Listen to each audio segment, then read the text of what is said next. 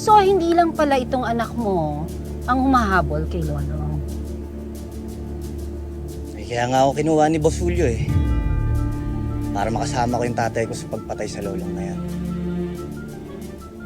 O ngayon na alam nyo na yung dahilan. Huwag na tayo magsayangan ng oras dito. Ano ba gusto nyo sabihin sa akin? Calm down, Paquito. Isa lang naman ang gusto ko. Simple lang. I just want you to enjoy your second life. Huwag na kayo ma-stress kay Lolo. Kami nang bahalang mag-ina ang magliligtas sa kanya. Hindi magugustuhan ni Boss Julio yan. Huwag kang amangas. Pera naman habol mo, di ba? Magkano? Ha? Magkano? Iyo.